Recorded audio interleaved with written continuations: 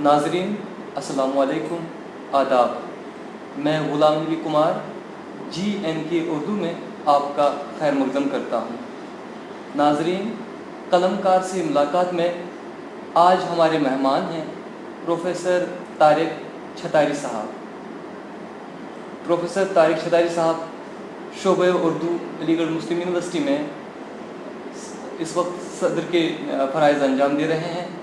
آپ ادارے کے چیئرمین بھی ہیں اور پچھلی کئی دہائیوں سے آپ درس و تدریس کی فرائض انجام دے رہے ہیں۔ اردو افسانے میں آپ کا ایک معتبر نام ہے۔ آپ سے بات کریں گے پروفیسر طارق چھتاری صاحب۔ آپ کا ہمارے پروگرام میں خیر مقدم ہے۔ شکریہ، بہت بہت شکریہ سر، ہم سب سے پہلے آپ کی تعلیم و تربیت اور پیدائش و پرداخت کے حوالے سے جاننا چاہیں گے۔ دیکھیے، میں 1954 کے 1 اکتوبر کو علی گڑھ کے قریب ایک قصبہ ہے چھتاری، وہیں میری پیدائش ہوئی، لیکن کچھ ہی تھوڑی سی تعلیم حاصل کی بنیادی طور پر وہاں۔ اس کے بعد میں علی گڑھ آ گیا۔ علی گڑھ جب میں آیا اس وقت میری عمر 10.5-11 سال کی تھی۔ 8th کلاس میں یہاں ایڈمیشن ہوا تھا، اور اس وقت سے اور آخر تک، یعنی جب تک PhD ہو گئی، میں یہیں رہا۔ تو جو کچھ بھی میں نے سیکھا ہے وہ علی گڑھ سے ہی سیکھا ہے۔ یہاں کی تہذیب، یہاں کا تمدن، یہاں کا رہن سہن، یہاں کے نظریات، جو بھی کچھ تھے اس میں علی گڑھ کا بہت بڑا کنٹریبیوشن ہے۔ تو وہ تو شروع میں یہی تعلیم ہوئی۔ میں ہائی اسکول کے بعد 10th کے بعد بایولوجی کا اسٹوڈنٹ تھا۔ فزکس، کیمسٹری، بایولوجی میرے پاس پری یونیورسٹی کہلاتی تھی اس وقت۔ 11th کلاس میں جو ہوتا تھا وہ 1 سال کا، تو وہ بایولوجی کا اسٹوڈنٹ تھا۔ سائنس کا مجھے شوق بھی تھا، سائنس میں نے پڑھی۔ لیکن اسی دوران میرے والد صاحب کا اور میرے دادا کا انتقال ہو گیا۔ میرے والد صاحب اکلوتی اولاد تھے اپنے دادا کی، گھر میں کوئی نہیں رہا۔ اب سب سے بڑا میں ہی تھا، تو گھر پہ جو کچھ بھی تھوڑی بہت زمین جائیداد تھی اس کے اتنے کام آ پڑے اسی 16 سال کی عمر میں کہ پہلے تو داخل خارج کرائیے، ضلع بلند شہر تھا اس کا تو بلند شہر جانا، تحصیل خرجہ تھی تو خرجہ جانا۔ تو اس میں سائنس کو بہت زیادہ آگے تک لے جانا میرے لیے مشکل ہو گیا۔ جو میرا ٹارگیٹ تھا، ظاہر ہے کہ ہر بایولوجی پڑھنے والے کا ٹارگیٹ یہی ہوتا ہے کہ وہ میڈیکل سائنس میں جائے گا، تو وہ مجھے لگا کہ پورے ہونے کے امکانات نہیں ہیں۔ تو میں نے پھر BA جو کیا وہ اکنامکس میں کیا، اور میرے پاس سبسیڈری کے جو سبجیکٹ تھے، اسٹیٹسٹک تھی اس میں، سوشیولوجی تھی، پرشین تھی، اس طرح کے سبجیکٹ میں نے پڑھ کے BA کیا۔ MA اکنامکس میں ہی میرا داخلہ ہوا، لیکن اردو لکھنے کا پڑھنے کا شوق بچپن سے تھا، اور گھر میں جو کتابیں چھتاری میں تھیں ان کو پڑھ کے جو شوق پیدا ہوا تھا وہ اور بڑھتا چلا گیا۔ کچھ افسانے لکھنے شروع کیے اسی دوران، BA کے دوران ہی، جبکہ میرے پاس اردو نہیں تھی، اس کے باوجود میں نے اردو میں ہی لکھا۔ ظاہر ہے کہ وہ زمانہ ایسا تھا، اور علی گڑھ میں تو اردو، اور جیسا رشید احمد صدیقی نے کہا ہے کہ علی گڑھ کا ہی دوسرا نام اردو ہے، یا اردو کا ہی دوسرا نام علی گڑھ ہے۔ تو اردو کے بغیر تو یہاں کسی بھی سبجیکٹ کا ہو، سائنس کا ہو یا کسی بھی سبجیکٹ کا ہو، اردو کے بغیر کوئی چارہ تھا نہیں۔ یہاں جو ڈاکٹر تھے جیسے نسیم انصاری صاحب تھے، انہوں نے اردو میں کتاب لکھی۔ جو مختار مسعود صاحب کی کتاب ہے آواز دوست، اس کے جواب میں انہوں نے جواب دوست لکھی تھی۔ جو فزکس کے یہاں سعید الظفر چغتائی تھے، فرانس میں بھی رہے، فزکس کے بہت بڑے اسکالر تھے، انہوں نے بھی شاعری کی اردو میں، اردو کے ڈرامے لکھے، اردو میں ترجمے کیے دوسری زبانوں سے، تو وہ بھی اردو کے ہی اسکالر تھے۔ اسی طرح نام گنائے جائیں گے تو بہت ہوں گے۔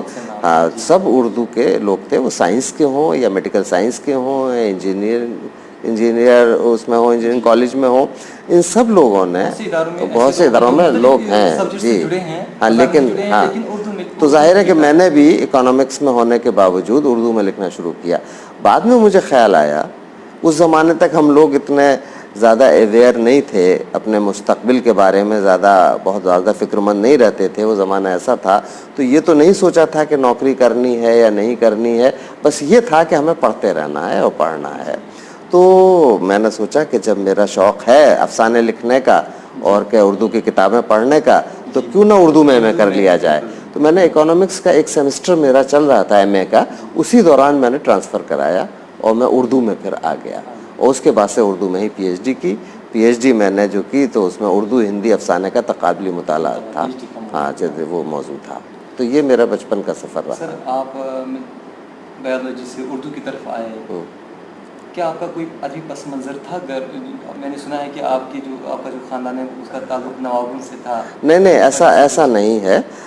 نواب چھتاری صاحب جو تھے احمد سعید خان, ان سے ہمارے دادا کے تو بہت اچھے تعلقات تھے. ظاہر ہے ایک بالکل ہم عمر تھے وہ ساتھ کے, لیکن ان سے رشتہ کوئی نہیں ہے.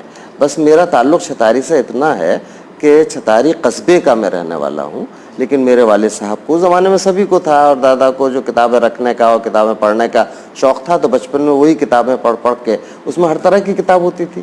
کچھ مذہبی کتابیں بھی تھیں اور زیادہ تر جو کتابیں تھیں وہ ادبی تھیں. اسی زمانے میں نے رشن ناولز کے ترجمے جو والد صاحب کی کتاب تھی, مجھے آج تک یاد ہے سب سے پہلے ایک ضخیم کتاب تھی دار و رسن کی آزمائش, اردو میں ترجمہ تھا, روس کے کوئی نکولائی کچھ نام تھا. وہ ان لوگوں میں مشہور نہیں تھے جیسے کہ یہ چیخوف ہیں یا ٹالسٹائے ہیں یا دوستویسکی ہیں یا ترگنیو ہیں. ان لوگوں میں اس نے کوئی الگ سے نام تھا, وہ شاید نابینا تھے. ان کا ناول میں نے پہلی بار بچپن میں ہی علی گڑھ آنے سے پہلے وہ پڑھ لیا تھا. تو شوق بس اس طرح سے بچپن میں جو کتابیں دیکھیں اس سے شوق ہوتا چلا گیا. مان سکتے ہیں کہ اردو ادب سے آپ کی وابستگی میں کچھ علی گڑھ کا ماحول اور ہاں بالکل آپ کی ادبی ذوق بالکل اور بالکل شوق نے اس میں ایک اہم رول ادا کیا. ہاں بالکل, اس لیے کہ یہاں جس وقت ہم آئے تھے تو اس وقت تو خیر اتنا ہوش نہیں تھا, لیکن جب یونیورسٹی میں آئے 1970 میں اسکول سے نکل کر, اس وقت یہاں اچھا ماحول تھا. یہاں کئی ایسے لوگ تھے, پورا ایک گروپ تھا. یہ کہا جاتا تھا کہ جس طرح سے علی سردار جعفری, مجاز اور جذبی صاحب اور خوشی اسلام صاحب اور یہ سب لوگ یہاں مختر الایمان, یہ لوگ جو تھے, جیسا ماحول اس وقت تھا وہ بہت دنوں کے بعد پھر ہم لوگوں کے زمانے میں, وہ 70 سے 80 کا جو زمانہ تھا, اس میں ایسا ماحول ملا کہ شاعر بھی, نقاد بھی, افسانہ نگار بھی ایک ساتھ کئی لوگ پیدا ہوئے. جیسے کہ یہاں پہ ابوالکلام قاسمی تنقید کر رہے تھے, عقیل صاحب, خورشید احمد صاحب, خورشید اسلام نہیں, خورشید احمد صاحب جو پروفیسر خورشید احمد, تو یہ تنقید کر رہے تھے. اس کے علاوہ شاعری میں فرحت احساس تھے, اسد بدایونی تھے, آشفتہ چنگیزی تھے, مہتاب حیدر نقوی تھے, اور یہ کئی لوگ یہاں, پرویز جعفری تھے, علی سردار جعفری کے بھتیجے, شہریار صاحب ہم لوگوں سے سینئر تھے. ہاں تو وہ استاد ہو چکے تھے جب ہم یہاں آئے تھے, ان کی سرپرستی رہی, وہ بھی میں بتانا چاہتا تھا.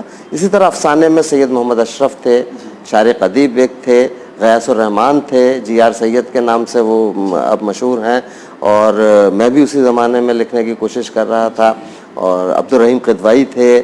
تو بہت سارے لوگ تھے, ایک ساتھ گروپ تھا یہاں.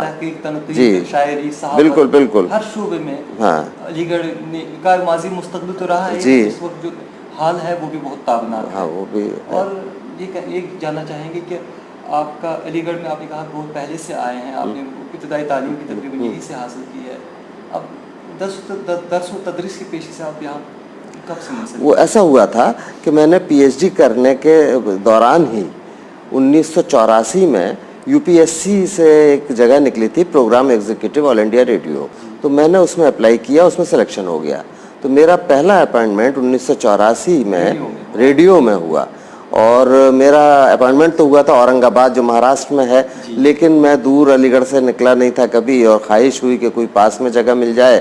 تو ہمارے ایک دوست تھے انوار خان, وہ ہمارے ہی کلاس میٹ بھی تھے یہاں, ان کا بھی ہوا تھا, ہم لوگوں کا ساتھ ساتھ ہوا تھا.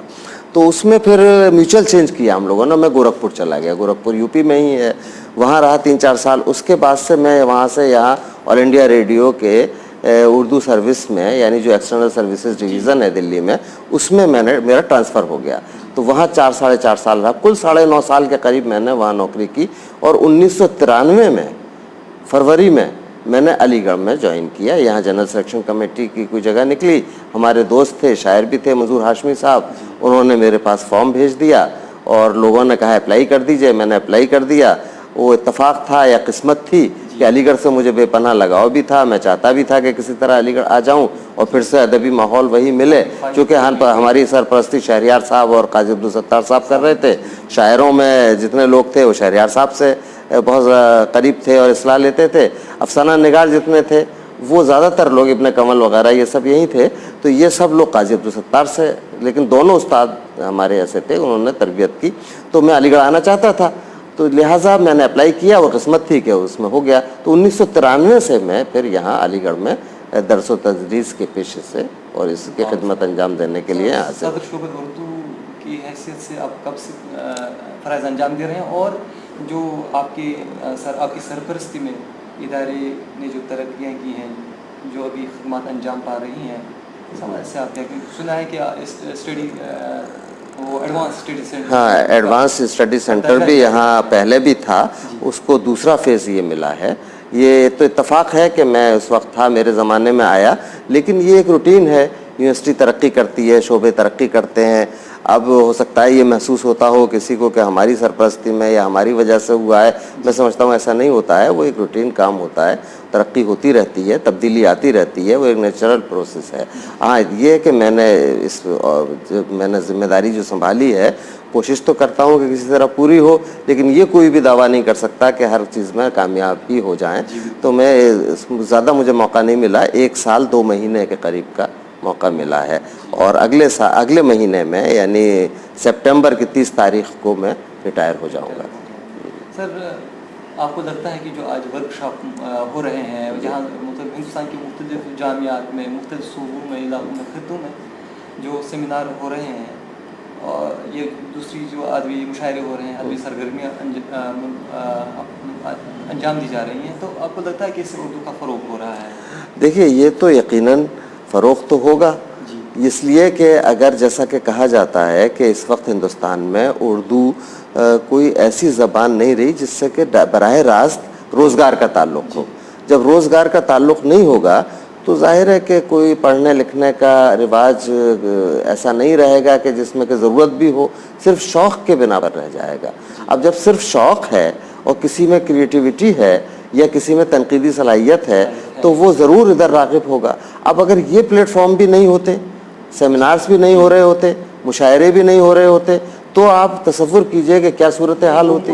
مشاعرے لوگوں کو جمع کرنے کا ایک طریقہ ہے, اس میں تعلیم یافتہ لوگ بھی ہوتے ہیں, غیر ہاں وہ تو یقیناً مذہب کے لوگ ہوتے ہیں, ظاہر ہے کہ جتنے لوگ جمع ہوں گے تو بات پہلے کی بات بنے گی. بالکل بالکل. تو اس طرح مشاعرے میں انٹریکشن ہو جاتا ہے, لوگوں کو ایک پلیٹ فارم مل جاتا ہے عربی لوگوں کو, ورنہ مشکل ہے سرکار بھی کتنا کام بالکل بالکل بالکل. تو سر ہم جاننا چاہیں گے, آپ نے جدیدیت کا دور بھی دیکھا, آپ نے مابعد جدیدیت کا دور بھی دیکھا, اب ترقی پسند تحریک کے زوال بھی دیکھا. ہم تو جو کوئی نہ کوئی تحریک کوئی رجحان کا ایک عرصہ رہا ہے, دور رہا ہے, پھر نئے لوگ آ جاتے ہیں تو نئی چیزیں سامنے آ جاتی ہیں. تو ان تحریکات, رجحانات, ان کا اردو ادب پر کیا اثر پڑا, کیا اثرات مرتب ہوئے؟ دیکھیے یہ تو صرف اردو میں ہی نہیں, ہر اس میں ٹرینڈز, لٹریری ٹرینڈز آتے ہیں, بدلتے رہتے ہیں, انگریزی میں بھی, اور ہمارے ہاں انگریزی سے اثرات زیادہ لیے جا رہے ہیں. اس وقت جو اردو کی صورتحال ہے, آپ اگر یہ دیکھیں تو جیسے ایک زمانے میں عربی اور فارسی بنیاد تھی, اور آج بھی ہے بنیاد, لیکن جو اصناف ہیں اب وہ جو وہاں سے براہ راست آئی تھیں ہمارے پاس عربی اور فارسی سے, اس میں غزل کو چھوڑ کر باقی اصناف اب بہت زندہ اس شکل میں نہیں ہے. جیسے کہ قصیدہ اس فارمیٹ میں اب نہیں لکھا جا رہا ہے, یا برائے نام مثنوی ہے, قصیدہ ہے, اور بھی اس طرح کی چیزیں تھیں, رباعی وغیرہ, یہ سب ہیں.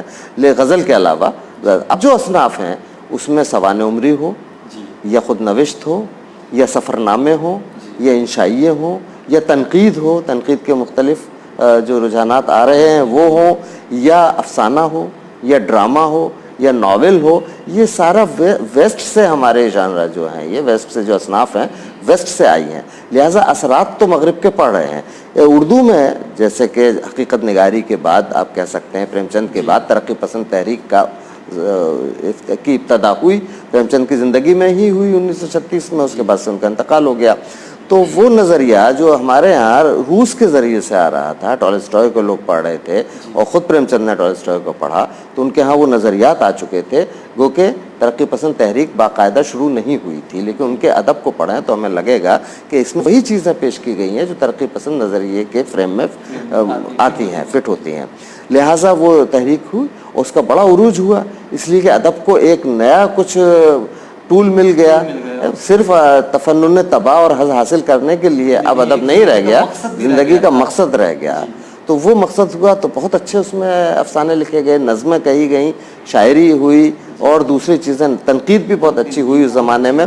لیکن ہر چیز کا ایک عروج کے بعد تھوڑا سا زوال شروع ہوتا ہے. لیکن ہم یہ کہہ دیں کہ ترقی پسند تحریک کا زوال ہوا تو کسی حد تک مناسب بات ہے آپ کی, لیکن ترقی پسند نظریے کا زوال نہیں ہوا.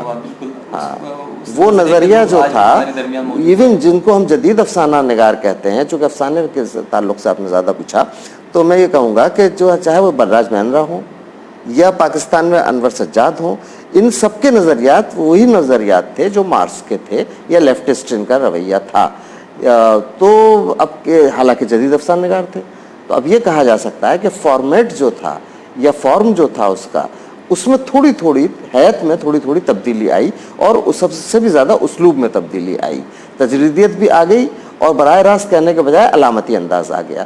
تو لیکن نظریہ جو رہا, یعنی انسان سے ہمدردی, انسانیت سے ہمدردی, یا جو لوگ وہ ہیں ہمارے پسماندہ طبقے کے ہیں جو مارجن پر ہیں, ان سے ہمدردیاں اور ان کی طرفداریاں مستقل اسی طرح سے قائم رہیں جس طرح ترقی پسند تحریک کے زمانے میں تھی. یہاں تک کہ مابعد جدیدیت میں بھی جو مارجن پر لوگ ہیں, فیمنزم آیا یہاں. تو فیمنزم اس لیے آیا کہ خواتین جو تھیں, ظاہر ہے کہ ان کا رتبہ اور ان کی حیثیت مقابلے میں ہماری جو میل ڈومینیٹڈ سوسائٹی تھی اس نے کم کی, تو ان پر لکھا گیا, فیمنزم آیا. دلتوں پر بہت لکھا گیا مابعد جدیدیت کے زمانے میں, آج بھی لکھا جا رہا ہے. تو اس لیے وہ نظریہ تو کبھی ختم نہیں ہوگا, اور کہہ سکتے ہیں کہ ادیب کے اندر کا جو انسان ہے, انسانیت ہے, وہ بہت زیادہ اس کے کو سوٹ کرتا ہے وہ نظریہ. تو ایک طرح سے اگر ہم سوچیں تو وہ کسی بھی رجحان سے متعلق ہو, وہ ہوتا ترقی پسندی ہے. ادیب کبھی زوال کو پسند نہیں کرے گا, انہی چیزوں کو پسند کرے گا جو ترقی پسند تحریک. معاصر اردو افسانے میں پروفیسر طارق چتاری صاحب ایک معتبر نام کے طور پر سامنے آتے ہیں. آپ میرے خیال سے تقریباً پچھلی 5 دہائیوں سے لکھ رہے ہیں. اردو افسانے میں آپ کا ایک اہم نام ہے. اگر معاصر اردو افسانے میں اردو افسانے کے حوالے سے گفتگو کی جائے, بات کی جائے, تو ان کے ذکر کے بغیر اردو افسانہ نامکمل ہوگا, نامکمل بات نامکمل کہلائے گی. سر آپ سے جاننا چاہیں گے کہ افسانے کی جانب آپ کا رجحان کب سے ہے؟ کیا آپ آغاز ہی سے افسانے کی طرف آئے؟ اصل میں بچپن میں ہی, اس زمانے میں آپ بھی جانتے ہیں, سب جانتے ہیں کہ ایک رواج یہ تھا کہ نانی اماں یا دادی اماں جو بھی قریب رہتی تھیں وہ کہانیاں بہت سنایا کرتی تھیں.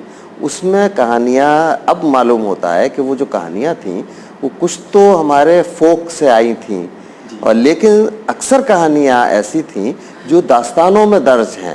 وہ زبانی بیان ہوتے ہوتے اس میں تبدیلی ضرور ہو گئی تھی, لیکن وہی شہزادوں کی کہانیاں, وہی بادشاہ کی کہانی, وہی شہزادی کی کہانی, وہی قصے, وہ جو سنے تو نیچرل ہے کہ کہانی کی طرف ذہن پہلے جاتا ہے بچے کا, وہاں سے ایک شوق پیدا ہوتا ہے. تو اس سے کیا ہوا, سنتے ان کہانیوں کو کہ قوت متخیلہ جو تھی, امیجینیشن پاور, وہ بڑھنے لگی, اور ایسا لگنے لگا کہ وہ چیزیں جو وہ بیان کر رہی ہیں ہمارے بزرگ عورتیں, ہمارے گھر کی خواتین, تو وہ ہمیں منظر کی طرح نظر آ رہی ہیں, اور ایسا وہ چلتے پھرتے کردار نظر آ رہے ہیں. اسی نے شاید تخلیقی قوت کو نیچے سے ابھارا, اور ایسا لگنے لگا کہ یہ چیزیں کیوں نہ ہم جو ہمیں نظر آ رہی ہیں ہم لکھیں. تو پھر امیجینیشن پاور بڑھی, تو آج کے زمانے کے حالات, آج کے زمانے کی باتیں, کچھ پرانے قصے, جیسے جیسے عمر بڑھتی گئی تو بچپن, وہ سب جو یاد آیا, تو اس نے ایک طرح سے اندر سے ایسی ارج پیدا ہوئی کہ اس کو ہم کسی نہ کسی طرح سے لکھیں. اور پھر پڑھنے کا بھی شوق تھا, تو ظاہر ہے کہ اس سے شوق پیدا ہوگا, اور وہ آج تک ہے. گو کہ میں نے بہت کم لکھا, اور لکھنے کا اتنا موقع نہیں مل پایا, ریڈیو کی کچھ مصروفیت تھی 9-10 سال, اور پھر اب بھی تھوڑا سا ایسا ہے کہ اتنا نہیں لکھ پا رہا ہوں. سر میں نے یہاں میں یہ بات چھیڑنا چاہتا ہوں, آپ ان دنوں کوئی ناول لکھ رہے ہیں. جی, اس ناول کا موضوع کیا ہے؟ اصل میں دیکھیے, موضوع تو ناول مکمل ہونے کے بعد ہی صحیح طریقے سے دوسرے لوگ بتا سکتے ہیں, لیکن میرے ذہن میں جہاں سے میں انسپائر ہوا وہ میں یہ ہوا کہ اس زمانے میں جو ترقی ہے وہ ایک طرح کا ایلیوژن ہے, وہ سراب ہے. اس ترقی کے نام پر جو کام ہو رہے ہیں, ہو سکتا ہے کہ ہمارے معاشرے کو تنزلی کی طرف وہ لے جا رہے ہوں. تو اب یہ جو ترقی ہو رہی ہے، سائنس میں بھی ترقی ہو رہی ہے یا دوسرے شعبے میں، تو وہ ترقی ہمیں بہت زیادہ لانگ رن میں فائدہ نہیں پہنچا پا رہی. اور یہ محسوس ہوا کہ جیسے کہ حکومتیں 5-5 سال کے لیے ہوتی ہیں اور وہ اپنے پلاننگ بھی 5 سال کی ہی کرتی ہیں، تو ہماری پوری زندگی کا رویے میں ایڈوکزم بہت آ گیا ہے کہ بس وقتی طور پر یہ کام ہو جائے اور دور تک یہ بات نہ جائے. لہٰذا یہ جو بھی ترقی ہے وہ فوراً ہی اس کا نقصان سامنے آ جاتا ہے 2-4 سال بعد. تو یہ ایک طرح کا ایلیوژن ہے. تو یہ سوچ کر میں نے لکھا. تو پس منظر سے شروع ہوا، یعنی پچھلے زمانے میں جو مجھ سے پیدا ہونے سے پہلے کا زمانہ تھا اس زمانے کا ڈسکرپشن شروع ہوا، اور اس کے بعد سے ہوتے آج کے زمانے میں وہ چیز آئے گی اور مکمل ہوتے وہ آ جائے گی. اسی لیے میں نے اس کا نام بھی آسمان منزل رکھا ہے. آسمان منزل تو ترقی کی جو وہ ایک طرح سے سمبل ہے ترقی کا، وہ آسمان ہے، بلندی ہے. لیکن آسمان ایک دھوکہ ہے. آسمان اصل میں ہوتا نہیں ہے، وہ حد نظر ہے، ہماری نظر کی ایک حد ہے جو نیلی نظر آتا ہے. تو وہ جو دھوکہ ہے وہی ترقی ہے اس زمانے کی، اور رشتوں میں اس میں سب میں جتنا دور دیکھیں بہت دور دیکھنا ہے، وہی ہے. ہاں، اور اگر ہم وہاں اس زمانے میں جو ہو رہا ہے، اس زمانے میں جس کو ہم بلندی کہہ رہے ہیں، اس زمانے میں جس کو ہم ترقی کہہ رہے ہیں، اس پر ایک سوالیہ نشان بنتا ہے کہ اصل میں وہ ترقی ہی ہے یا وہ ایک طرح کا دھوکہ ہے، چھلا ہوا ہے. سر، غلام باغ کا دروازہ آپ کا ایک مقبول افسانوی مجموعہ ہے. اگر آپ نے مان لیتے ہیں کہ آپ نے کم لکھا، لیکن میں یہ مانتا ہوں کہ یونیورسٹی میں جو بھی داخلہ لیتا ہے اس سے مجھے لگتا ہے کہ بی اے سے ہی آپ کو لوگ جاننے لگے ہیں. تو مطلب باغ کا دروازہ ایسا افسانوی مجموعہ ہے جو ہر بچے کے نام زبان پر ہے. تو اس میں تقریباً 20 افسانے آپ کے شامل ہیں. اب دوسرا ایڈیشن اس کا آ گیا ہے، اس میں آپ 19 پہلے ایڈیشن میں تھے، اب دوسری طبع دوم میں 20 افسانے شامل ہیں. تو آپ کے افسانوں کا کیا موضوع رہا ہے، اور آپ نے اپنے سماج کے کن مسائل کو اپنے افسانوں میں اجاگر کیا ہے؟ دیکھیے، جہاں تک جیسا کہ آپ نے فرمایا غلام نبی صاحب کہ ہر ایک کی زبان پر، تو اس میں تو میرا کریڈٹ نہیں ہے. جو لوگ پڑھتے ہیں انہی کو اس کا کریڈٹ جانا چاہیے، اور انہوں نے اگر پسند کیا ہے تو میں ان کا شکر گزار ہوں. اور اصل میں میرے یہاں جو عام طور سے میں نے محسوس کیا، وہ ایک تو انسانوں کی جو انر ورلڈ ہے، جو اندرونی دنیا ہے، اس کو کھنگالنے کی کاوش یا اس کو کھنگالنے کی کوشش کی جاتی ہے. اور منظر اور باہر کے جو واقعات ہیں وہ خارجی ہوتے ہیں، لیکن بات وہیں کہ اس کی نفسیات کے اس سے ہو یا اس کی جبلت ہو یا وہ ہو. اور اس میں خاص طور سے جو میں نے اب افسانوں کا اندازہ لگایا، تو 3 طرح کا سماج ہمارے سامنے آتا ہے. 3 طرح کے پس منظر میں وہ کہانیاں لکھی گئی ہیں. گو کہ وہ انسانیت یا کسی فلسفیکل بنیاد ہی اس کی ہوتی ہے، کوئی فلسفی کا کوئی پوائنٹ ہوتا ہے، وہ ہوتا ہے. لیکن اس میں ایک دیہات ہے. تو دیہات میں جو میں نے دیکھا، اور جس طرح خاص طور سے مجھے دیکھنے کا موقع اس وقت نہیں ملا جب میرے والد اور دادا حیات تھے، بلکہ ان کے انتقال کے بعد جو میرا براہ راست تعلق ہوا اس سے، اور مجھے جا کے وہاں پہ کھیتی باڑی کا کچھ نظام دیکھنا پڑا، بٹائی پہ زمین اٹھانی پڑی، لوگوں سے ملنا ہوا. تو وہ میرا تجربہ جو تھا اس نے مجھ سے دیہاتی افسانے لکھوائے. جو میرا قیام تھا بچپن میں وہ قصبے میں تھا. چھتاری قصبہ ہے. ہاں بھی ایسا رہا جی، جس میں افسانہ نگار پریم چند نے دیہات، بلونت سنگھ نے، پنجاب کے تو بہت سارے لوگوں نے، یہاں کے بیدی نے بھی دیہات پہ لکھا.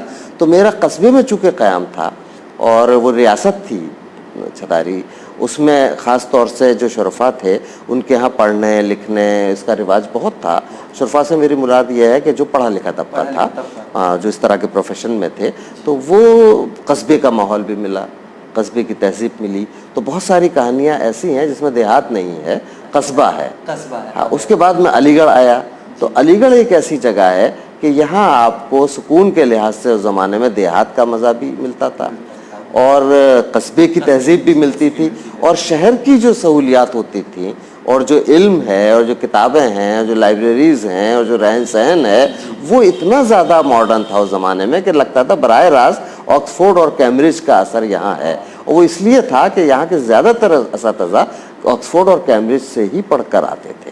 ہر ڈپارٹمنٹ میں، یہ عربک تک میں آکسفورڈ سے پڑھ کے آئے ہیں اور انگریزی میں تو تھے ہی، تو یہاں بالکل ماڈرن ماحول بھی ملا۔ تو بعد میں جو کہانیاں میں نے لکھی اور پھر میرا دلی میں رہنا ہوا یا دوسرے جگہ رہنا ہوا اور دلی قریب بھی تھی، تو اس میں شہر کی زندگی کے اور شہر کے حالات اور شہر کے مسائل اور شہر میں جو انسان کا قلب ماہیت ہوا ہے اور جس طرح سے وہ بدلا ہے انسان، وہ سب بھی اس میں آیا۔ تو کویا کہہ سکتا ہوں میں کہ دیہات، قصبہ اور شہر، دیہات، قصبہ، شہر تینوں کا امتزاج آپ کی کہانی میں دیکھا جا سکتا ہے۔ میں نے کوشش کی، نہیں یہ ہم نے دیکھا بھی ہے، جی جی، ہم آپ بھی تجزیہ نہیں کر سکتے کہانی پر، انشاءاللہ تعالی جب وقت ملے گا تو ہم آپ کی کہانی کو پڑھ کر آپ اس کا بہترین تجزیہ کرنے کی کوشش کریں گے۔ سر آپ کے معاصرین، آپ کے جو درمیان اس وقت افسانہ نگار ہیں، تو آپ کی نظر میں ایسے چند افسانہ نگار جو بالکل بہترین افسانے تخلیق کر رہے ہیں، جن کے افسانے یا جن کے افسانے ہمیں مطلب مطالعہ کی دعوت دیتے ہیں؟ دیکھیے جو ہمارے معاصرین ہیں ان سے ایک نسل پہلے جو لکھنے والے یہاں تھے، اس میں اقبال مجید تھے، جیلانی بانو تھیں، قاضی عبدالستار تھے، اقبال متین تھے، بلراج مہندرا تھے، جوگندر پال تھے، بلراج ورما تھے اور رتن سنگھ تھے۔ یہ رتن سنگھ تو ہیں ماشاءاللہ بھی، لیکن یہ کہ وہ ہم سے سینئر اور بہت سینئر تھے۔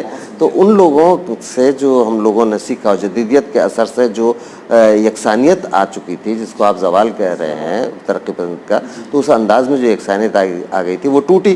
تو ان لوگوں کے بعد جو معاصر افسانہ نگار تھے، جن کو عام طور سے لوگ 70 کے بعد کا افسانہ نگار بھی کہتے ہیں، کچھ لوگ ان کو تیسری آواز بھی محمد حسن صاحب کہا کرتے تھے، اس میں لکھنے والوں میں جو تھے وہ سلام بن رزاق، جن کی آج بھی اتنی ہی اہمیت ہے، اور انور خان، ان کا انتقال ہو گیا، وہ لکھتے تو اور اچھا لکھتے، اور انور قمر، وہ آج کم لکھ رہے ہیں لیکن انہوں نے جو لکھا بامبے کے وہ بھی بہت اچھا لکھا، ان کی چیزیں بلایا نہیں جا سکتا۔ علی امام نقوی، جو وہ انہوں نے بہت اچھے ناول بھی اور تجربہ بھی کیا اور بہت اچھے لکھے۔ اس کے بعد سے ساجد رشید، پھر یہ ہمارے عبدالصمد نے ناول اچھے لکھے، سلام بن رزاق تو تھے ہی بامبے میں، اور عبدالصمد اور حسین الحق، شمائل احمد اور شوکت حیات۔ آپ کو لگتا ہے کشمیر میں بھی ایسے؟ کشمیر میں بھی ہیں۔ دیکھیے اب بہت ہیں لوگ، اب ظاہر ہے کہ اس میں سب کا نام نہیں لے سکتا، لیکن ترنم ریاض نے ایسے ناول لکھے، شاعری بھی کی اور ایسے افسانے لکھے، برف آشنا پرندے ناول لکھا، اور یم برزل ان کا افسانوں کا مجموعہ ہے، اور بہت سارے انہوں نے اور نظمیں بھی کہیں۔ تو ان کے ہاں ایک خاص طرح کی فکر ملتی ہے، اور دلی میں بہت ہیں، سید محمد اشرف لکھ رہے ہیں، اور ابن کنول لکھ رہے ہیں، اور خالد جاوید لکھ رہے ہیں، محسن خان لکھ رہے ہیں، غضنفر لکھ رہے ہیں۔ تو اب بہت لوگ ہیں، اب ظاہر ہے بہت سارے لوگوں کا نام ایک محفل میں نہیں لیا جا سکتا، لیکن اس سے بھی بہت اہم، ان سے بھی اہم لوگ لکھ رہے ہیں۔ جی یہ لوگ ہیں اور بہت اچھے، جی ممکن نہیں ہوتا ہے، ظاہر ہے۔ تو ہم اب اردو صحافت کے حوالے سے بات کرنا چاہیں، خصوصاً ادبی صحافت، کیونکہ آپ کا تعلق اردو ادب سے ہے، آپ اردو ادب کی استاد ہیں، تو آپ وہ بھی یونیورسٹی میں، تو یونیورسٹی میں مختلف تحقیقی مجلے نکلتے ہیں، تو اس وقت شعبے سے کون سے رسائل چھپتے ہیں ششماہی، سالانہ، جو مختلف، جن کی مختلف وقت اشاعت؟ دیکھیے علی گڑھ میں اردو کے حوالے سے اگر بات کر رہے ہیں تو یونیورسٹی کے 2 رسالے ہیں، اور دونوں کا مقصد الگ الگ ہے۔ ایک تو تہذیب الاخلاق ہے، اس میں جو ریفارم جس طرح سے سر سید احمد خان نے شروع کیا تھا، تہذیب و اخلاق کے ذریعے سے بہت کو میڈیم بنا کر بہت کام لیا تھا، اس کو سید حامد صاحب نے دوبارہ یہاں سے شروع کیا، وہ اس طرح کا کام آج بھی انجام دے رہا ہے۔ اس میں سائنس کے مضامین بھی آتے ہیں، اس میں اس طرح کے مضامین، ہر طرح کے، اور جو خالص ادبی جس کو کہیں لیکن تحقیقی، وہ ہے ہمارا فکر و نظر، ہاں وہ بھی بہت اچھا رسالہ نکل رہا ہے۔ اس کے علاوہ ایک میگزین نکلتی ہے جو علی گڑھ میگزین ہے، لیکن شعبے کو اس کی ذمہ داری دی ہوئی ہے۔ شعبے کی جو کارکردگی ہے، جو اس زمانے میں جو پروگرام ہوتے ہیں، جو لوگ لکھتے ہیں، اس کے لیے رفتار نام کا ایک رسالہ ہر سال نکلتا ہے، خصوصی، جی، اور ایک ہمارا جرنل آرٹس فیکلٹی کا نکلتا ہے دانش کے نام سے، وہ اردو کا سالانہ ہے، اور گزٹ بھی نکلتا ہے جس میں اردو میں اور انگریزی میں دونوں زبانوں میں ہوتا ہے، تو بلکہ ہندی میں بھی، جی ہاں، تو یہ تو یونیورسٹی کے ہیں، تو اس میں گزٹ بھی ہے، اس میں بھی اردو کے پروگرام اور اردو کا وہ ہوتا ہے۔ اب یہ تو تھا آپ کا یونیورسٹی کا جو مرکزی جن کو حیثیت تھی، لیکن یہاں ہال ہیں، 10-15 ہال ہیں، ہر ہال میں اسٹوڈنٹس کی فیس سے کچھ نہ کچھ پیسہ کٹتا ہے تو وہ میگزین نکالتے ہیں, وہ ہال میگزین کہلاتی ہے. سب کے نام الگ الگ ہیں. مثلاً آفتاب ہال سے نکل لیے تو آفتاب رکھ دیا, کسی کا مسعود رکھ دیا, کسی کا وقار الملک سے نکل لیے تو وقار نام رکھ دیا, محسن الملک سے نکل لیے تو محسن نام رکھ دیا. تو اس طرح سے وہ میگزین جو ہیں وہ نہ صرف یہ کہ اسٹوڈنٹ کی تخلیقات اور تحریریں چھپتی ہیں بلکہ اساتذہ کی بھی چھپتی ہیں. اس میں وہ جو اس کے ایڈیٹر ہوتے ہیں وہ کچھ چیزیں اساتذہ کی بھی لیتے ہیں, نمبر بھی نکالتے ہیں, تو وہ بہت بڑی تعداد میں نکلتی ہیں.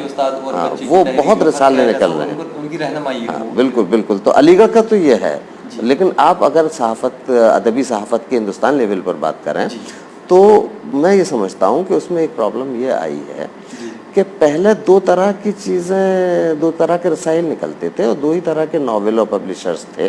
ایک تو تھے پاپولر رائٹرز کو جو چھاپتے تھے, یعنی کامرشل لٹریچر اس کو کہہ سکتے ہیں, وہ بہت سارے رسائل تھے. اب اتفاق سے وہ قاری ختم ہو گئے کامرشل والے. ابن صفی کا تو آج بھی لوگ پڑھتے ہیں, وہ صرف کامرشل ہی نہیں ہے, اس کی ادبی حیثیت بھی ہے, ہاں زبان کے لحاظ سے خاص طور سے, تو ان کا تو پڑھتے ہیں. لیکن باقی بہت لوگ تھے لکھنے والے. ہاں, وہ خواتین بہت تھیں, رضیہ بٹ تھیں, عفت موہانی تھیں, اے آر خاتون تھیں, یہ سب لوگ لکھ رہے تھے. گلشن نندا کا بھی اردو میں چھپتا تھا. تو وہ قاری ختم ہو گئے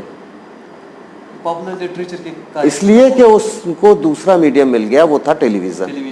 اور اب تو پھر نیٹ پہ پڑھے لکھے ہوں یا نہ ہوں, موبائل کے ذریعے سے سب دیکھ رہے ہیں, تو اس کے قاری کم ہو گئے. اب قاری بچے صرف اعلیٰ ذہن رکھنے والے, جو جن کو تسکین ٹی وی سے نہیں ہو پاتی تھی, تو وہ صرف رہ گئے ادب پڑھنے والے. تو لہٰذا اب اس ادب کی جس کو کہ اس زمانے میں معیاری ادب کہا جاتا تھا, حالانکہ معیار تو دونوں کا ہی اپنی اپنی جگہ ہوتا ہے, لیکن وہ معیاری ادب کو پڑھنے والے قاری یا سنجیدہ ادب کو پڑھنے والے قاری زیادہ رہ گئے. جتنے بھی ہیں بہت کم قاری ہیں, لیکن وہ اسی کے ہیں. خاتون مشرق تو خاتون مشرق اور بہت سارے ڈائجسٹ نکلتے تھے, وہ پاپولر لٹریچر میں ہی آتے تھے. ہاں, 20ویں صدی بھی تھا, 20ویں صدی آج بھی نکل رہا ہے. ایک وہ بیچ کا راستہ انہوں نے نکالا تھا, اس میں ادبی چیزیں بھی چھپتی تھی, ادبی لوگ بھی چھپتے تھے اور عوامی. تو اب وہ جب قاری ختم ہوئے, لیکن لکھنے والے تو رہیں گے.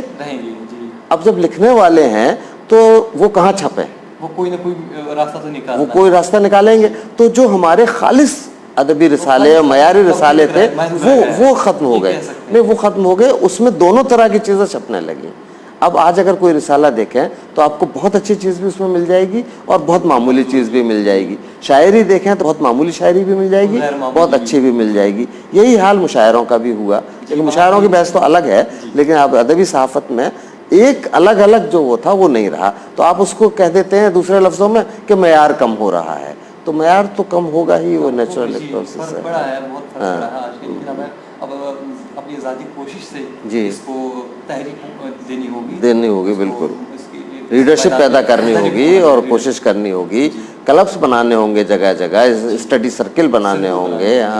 تو وہ اس سے لوگوں کو شوق ملے گا. پہلے وہ سنیں گے, پھر وہ پڑھنے کی کوشش کریں گے.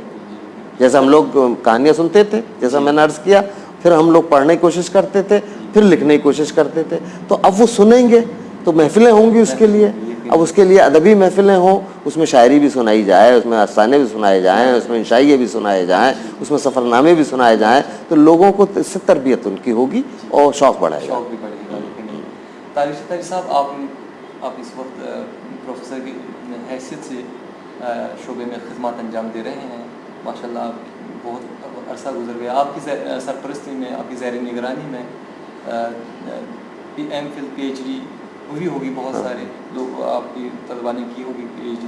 تو آپ کی جو تحقیقی تنقیدی مضامین چھپتے ہیں یا چھپے ہوں وقتاً فوقتاً مختلف رسائل میں, اس حوالے سے یا آپ پر جو تحقیق ہوئی ہوگی ابھی تک, تو اس حوالے سے تھوڑی بہت روشنی ڈالیں. دیکھیے, جہاں تک تحقیق کروانے کا ایز اے سپروائزر تعلق ہے تو وہ تو ہوتا ہے یونیورسٹی میں, کوئی بھی ہو اس کو کروانا ہے تو وہ تو ہوتی رہی. بہت ساری پی ایچ ڈی ہوئی, بہت سارے لوگوں نے کی.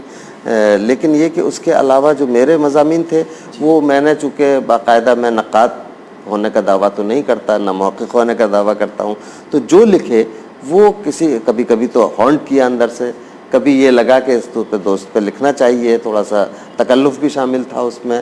کبھی کوئی سیمینار ہوا, چونکہ جیسا آپ نے فرمایا کہ سیمینار وغیرہ بہت ہوتے ہیں, تو اس کا تقاضا تھا, اس کے لیے لکھے. وہ مختلف رسالوں میں چھپتے رہے اور جہاں جو سوال آپ نے کیا تحقیق ہونے کا، تو میرا ایک ہی مجموعہ آیا ہے ابھی تک افسانوں کا، اور ایک کتاب ہے اردو ہندی افسانے کا تقابلی مطالعہ جو میری پی ایچ ڈی کا تھیسس تھا، وہ چھپ چکی ہے، تو وہ کتاب ہے، اور اس کے علاوہ کچھ مضامین ہیں. لیکن اس پہ جو جے این یو میں پروفیسر جینا بڑے کے سپرویژن میں ایک ایم فل کا مقالہ لکھا گیا تھا، وہ احمد علی جوہر ایک ہیں، انہوں نے لکھا تھا، وہ کتاب بھی چھپ گئی ہے، فکر و فن، کچھ تاریخ ستاری فکر و فن کے نام سے وہ کتاب چھپی ہے.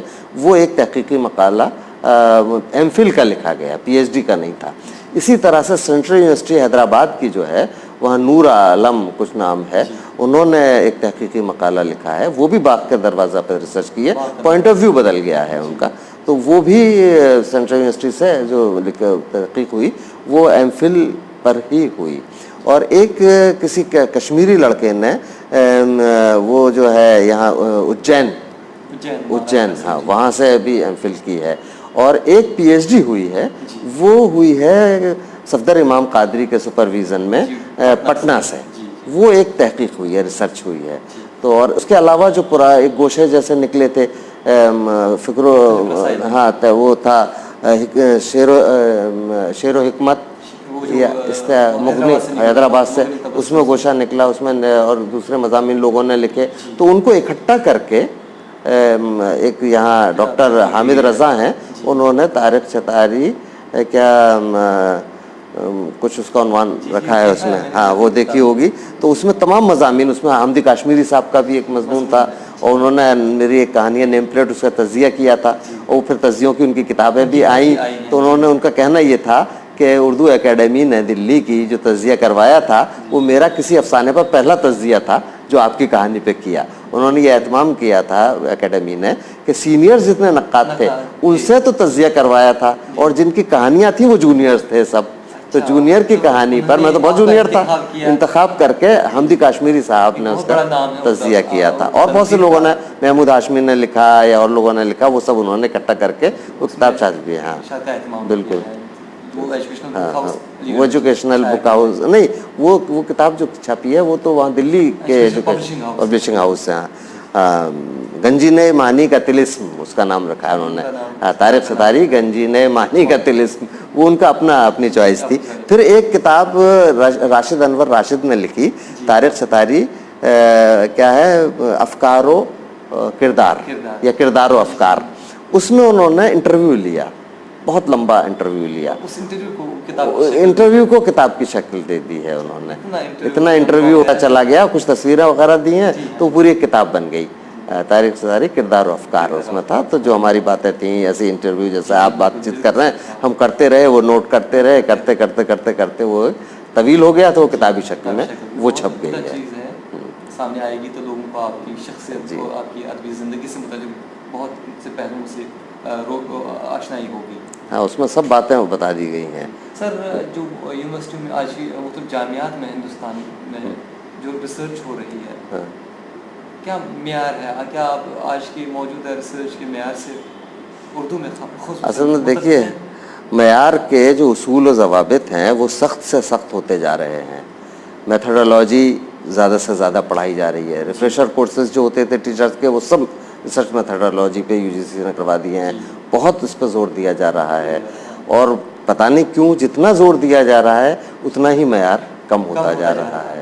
ہاں، تو اصول و ضوابط تو میں نہیں سمجھتا کہ کتنے فائدہ مند ہوتے ہیں، ظاہر ہوتے ہی ہوں گے، لیکن وہ مجھے لگتا ہے سب میڈیوکرس کے لیے ہوتے ہیں. جتنا ہونا چاہیے تھا، جتنے اوریجنلٹی ہوگی وہ اصول و ضوابط کو توڑے گا. تو اوریجنل چیزیں جو لکھی جا رہی تھیں وہ اب یونیورسٹی کے بجائے اپنے اپنے طور پر جو موقف ہیں وہ یا دوسرے ڈسپلن کے ہیں وہ جو کام کر رہے ہیں. اب دیکھیں ہمارے یہاں بھی مالک رام تھے، اچھے موقف تھے، کسی یونیورسٹی میں نہیں تھے. قاضی عبدالودود تھے، وہ نہیں تھے. رشید حسن خان تھے، وہ نہیں تھے. تو یہ کوئی شرط نہیں ہے کہ جو ریسرچ اسکالر کر رہا ہے وہی تحقیق ہوگی، لیکن پھر بھی کام ہو رہا ہے اور اچھا ہونا چاہیے. اگر یہ اصول کم ہو جائیں، پابندیاں کم ہو جائیں، 5 سال کی شرط بھی ختم ہو جائے تو پھر بہت زیادہ کام ہوگا. اس لیے لوگ اپنے طور پر تو کام کرتے ہیں. باقی یہ کہ اب آپ جانتے ہی ہیں جہاں سے پیسہ ملنے لگے اس کا معیار اور کم ہونے لگتا ہے. فارمیلٹی کے طور پر پورا کرتے ہیں. بالکل بالکل. اب لوگوں کی پرکھ ہو تو بہتر چیز سامنے آ سکتی تھی. بہرحال ہم سر آخر پہ آپ سے پوچھنا چاہیں گے کہ اردو کی جو نئی نسل سامنے آ رہی ہے, لکھ رہی ہے, پڑھ رہی ہے, ان کے لیے آپ کا کیا پیغام رہے گا؟ بس ان کے لیے تو ایک ہی بات مجھے لگتی ہے کہ جو لکھ رہے ہیں ان میں ایک خوبی یہ ہے کہ ان کے یہاں اب موضوعات کا تنوع پیدا ہو گیا ہے, جو بہت اچھی چیز ہے. پہلے ہماری زبان شہروں تک یا درباروں تک محدود تھی تو مسائل بھی محدود تھے, لیکن پھر ترقی پسند تحریک کے زمانے میں وسعت ملی اس کو, لیکن اب بہت ہے, اب ہر جگہ کے لوگ لکھ رہے ہیں. تو کمی بس ایک محسوس ہوتی ہے کہ جتنا لکھ رہے ہیں اس سے کم از کم 10 گنا پڑھنا چاہیے, اور وہ دوسری زبانوں کا پڑھنا چاہیے. وہ اردو کے لکھنے والوں کے ساتھ اس وقت جو پرابلم ہے وہ یہ ہے کہ براہ راست دوسری زبانوں سے نہیں پڑھ سکتے. اس زمانے میں تو نہ صرف انگریزی بلکہ روسی تک جانتے تھے لوگ زبان, علوم و فنون سے, اچھا دیگر علوم و فنون, دیگر سائنس, ان سب سے واقفیت کم ہونے کی وجہ سے ویژن کی کمی ہوگی. موضوعات تو ہیں اور یہ خارجی موضوعات بہت ہیں, یعنی کہیں نکسلائٹ کا مسئلہ ہے اس پہ مل جائے گی, کہیں کوئی اور پرابلم ہوئی اس پہ مل جائے گی کہانی یا نظم, لیکن اس میں ویژن جو ہے, اس میں جو آرٹ ہے, وہ تو پڑھتے ہی آپ کا ذہن بنے گا, خود آپ کا ویژن بڑھ جائے گا, تبھی آپ ویژنری ہوں گے, اور اس کے بعد سے آپ کے ادب میں ویژن پیدا ہوگا. تو اس کی تھوڑی کمی ہوئی ہے, اور وہ بہت آسانی سے دور ہو سکتی ہے کہ اگر وہ اپنا مطالعہ بڑھا دیں. عالمی ادب پر ان کی پوری نظر ہونی چاہیے. چھتاری صاحب, آپ نے ہمیں اپنا قیمتی وقت دیا, ہم آپ کے بہت شکر گزار ہیں.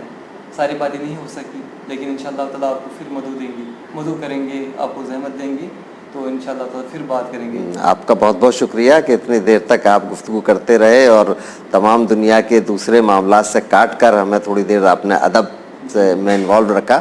یہ میرے لیے بھی بڑے اچھے لمحات تھے.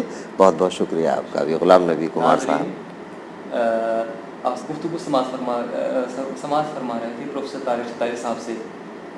آئندہ ہم کسی نئی شخصیت کے ساتھ آپ کو متعارف کرائیں گے, روبرو کرائیں گے. تب تک کے لیے ہمیں دیجیے اجازت. خدا حافظ.